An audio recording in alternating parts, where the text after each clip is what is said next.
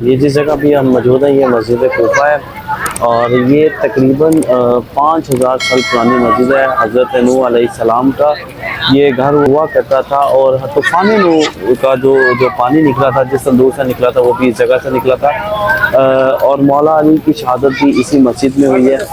मुख्तलिफ़ किस्म के यहाँ पे गेट हैं, बाब सबान है, बाब रहमा है, बाब अश्तर है, मतलब मुख्तलिफ़ गेट हैं यहाँ पे जिनके थ्रू यहाँ से एंटर हुआ जाता है और एग्जिट लिया जाता है। और यहाँ पे मौला अली की शहादत का भी है, जहाँ पे आपको अब्दुर्रहमान इब्न मुलजम ने जहरीली तलवार से आपके सर पे वार किया था और आप शहीद हो गए। 1000 रकत का सवाब है इस मस्जिद में नमाज़ पढ़ने का।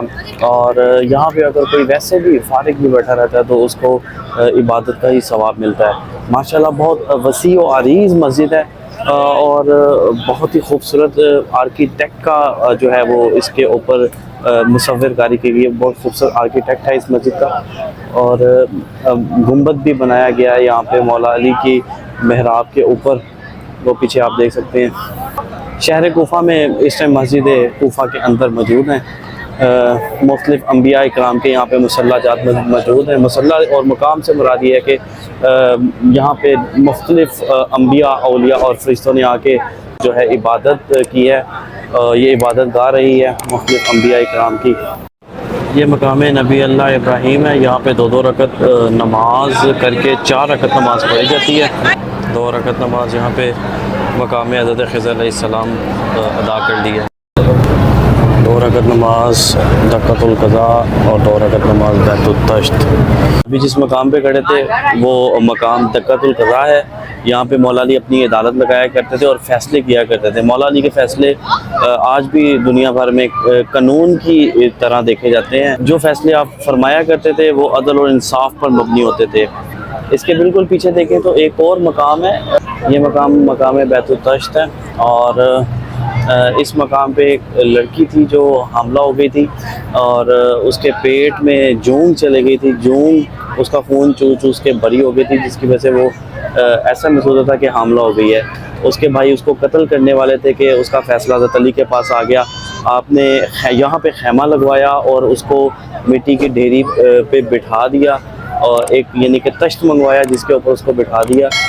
मिट्टी की खुशबू से या मिट्टी की बू से वो जोंक अल्लाह के हुक्म से वो बाहर निकल आई। इस तरह उस लड़की की जान बच गई। उसके बाद हम मोहम्मद सल्लल्लाहु अलैहि वसल्लम के मकाम पे चलते हैं, वहाँ पे जाके नमाज की अदायगी करेंगे। ये मौला अली के हाथ का लगाया हुआ सन डायल है कि आज भी लाइट और सूरज की शुआएं पड़ती हैं तो ये वक़्त का तयन कर देता है। ये सन डायल है और इसके बिल्कुल करीब जो है वो मकाम नबी महमद है। आप यहाँ पे तशरीफ़ लाते थे और नमाज अदा किया करते थे। ये तालाब देख लीजिए, ये तालाब ये इस जगह से जो है वो तूफ़ान नूह का पानी निकला। मकाम हज़रत जिब्राइल अलैहिस्सलाम 2 रकत नमाज यहाँ पे पढ़ी जाती है। मस्जिद कुफा का पुराना हिस्सा, इसको रेनोवेट कर दिया गया है। मौला अली की शहादत जो हुई थी वो इसी जगह पे हुई थी। 19 रमज़ान को नमाज फजर की अदायगी के लिए आप जब मस्जिद कुफा तशरीफ़ लेके अब्दुर्रहमान बिन मुलजम वहाँ पे सोया हुआ था, आपने उसको आया और कहा कि उठो नमाज का वक्त हो गया। उल्टा सोया हुआ था, आपने उसको जगाया, अपने कातिल को जगाया, जबकि आपको मालूम था। जब आप सजदे में गए हैं तो उसने नमाज की हालत में जहर भरी तलवार से आपके सर मुबारक पे जो है वो वार किया और 3 दिन तक आपकी हालत में रहे। उसके बाद आप अपने ज़ख्म की ताब लगाते हुए शहादत फरमा गए। नमाज मगरिबैन की अदायगी के लिए मस्जिद कोफा में मौजूद हैं। अल्हम्दुलिल्लाह अल्लाह पाक ने तौफीक बख्शी है कि इस जगह पे आके नमाज मगरिबैन अदा करने का मौका मिला है। अज़ान मगरिब शुरू हो चुकी है। नमाज मगरिबैन इंशाल्लाह मस्जिद कोफा में अदा करेंगे। यहाँ पे नमाज पढ़ने की फजीलत ऐसी है, 1 रकत 1000 रकत के बराबर है।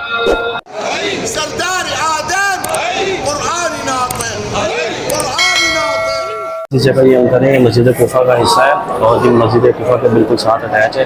ये हज़रत मुख्तार सक्ती का मज़ार है जो ये वो शख्स है जिन्होंने इमाम अलैहिस्सलाम के खात्मे को बदला दिया। और ये इसके बिल्कुल साथ ही हज़रत मुस्लिम बिन अकील की कब्र है जो कि मौला इमाम अलैहिस्सलाम के सफ़ीर बन के कोफा में आए थे और इनको उबैदुल्लाह इब्न ज़ियाद के हुक्म पे कत्ल कर दिया गया था। मेरे बिल्कुल पीछे हज़रत मुस्लिम बिन अकील का रोज़ा मुबारक है اور اگر آپ یہ یہاں سے باہر آئیں اور بالکل سیدھے چلتے جائیں تو بالکل سامنے ہانی بن عروہ کی قبر مبارک ہے، وہاں پہ بھی چلیں گے۔ ہانی بن عروہ بھی صحابیوں میں سے ہے، مولا علی کے بڑے جید اور بڑے معتبر صحابی ہیں، اللہ کے برگزیدہ صالحین میں سے ہیں۔ ایک حضرت مسلم بن عقیل تھے، حضرت مختار سقفی ہیں جنہوں نے امام صلی اللہ علیہ وسلم کے خون کا بدلہ لیا تھا اور ایک ایک کو چن چن کے مارا تھا۔ ابھی جس جگہ پہ ہم پہنچ چکے ہیں یہ ہانی بن عروہ کا مزار ہے۔ یہ پیچھے آپ ذریعہ مبارک دیکھیں گے، یہ ہانی بن عروہ کی ذریعہ مبارک ہے، یہ ان کا بالکل صاف ہی صحن ہے، بہت وسیع و عریض صحن ہے یہ۔ اللہم صلی علی محمد وعلی محمد، یہ پیچھے ہانی بن عروہ کی ذریعہ مبارک۔ ویڈیو الاؤ نہیں ہے، پھر بھی ہم ویڈیو بناتے ہوئے جا رہے ہیں، پرمیشن تھوڑی سی دے دی تھی ہمیں مینجمنٹ نے۔ یہ یہاں پہ جو ورکرز بیٹھے تھے، خدمت گزار اور خادمین بیٹھے ہوتے ہیں۔ یہ مسجد کوفہ کی بیک سائڈ ہے، یہ اس کا صحن ہے بیک سائڈ کا، آپ رش دیکھ سکتے ہیں، زائرین کی تعداد موجود ہے، اور یہاں پہ پاک و ہند سے تشریف لائے ہوئے اور انڈیا سے خاص طور پہ بر صغیر سے مسلمان مومنین تشریف لاتے ہیں اور یہاں پہ آ کے عبادت کرتے ہیں۔ بہت وسیع اور عریض جو ہے وہ مسجد ہے، وہ بالکل سامنے باب المراد ہے، اور اس طرف جو ہے یہ بیک سائڈ ہے جو جہاں سے آپ گنبد دیکھ رہے ہیں، یہ باب عقیل ابن ابی طالب، اور اس طرف باب المراد ہے، یہ باب المراد والی سائڈ ہے۔ یہ بھائی جو ہیں یہ مسجد کوفہ کے خدمت گزار ہیں۔ I am from Pakistan, my city is Lahore, and you? My name is Zaid. I work in Masjid Kufa. How you manage this mosque? How many workers work here? I don't know, but I expect about 500 500. Oh. or maybe may reach to the 1000 in some time. How many Zaireen visit this mosque every day? Yani is a lot of. A lot of. Okay. I can't expect. Okay. اچھا، یہ بھائی تھے ہمارے ساتھ، thank you. Thank you. یہ ادھر کی management میں تھے، یہ کہہ رہے ہیں جو کئی سو زائرین یہاں پہ جو ہے نا وہ اس مسجد کو وزٹ کرتے ہیں۔ اس میں ایک اور بات یہ ہے کہ یہ 500 ورکر کم از کم اس مسجد کی دیکھ بھال کے لیے کام کرتے ہیں۔ مسجد کوفہ سے سلام، سبسکرائب ضرور کیجیے گا۔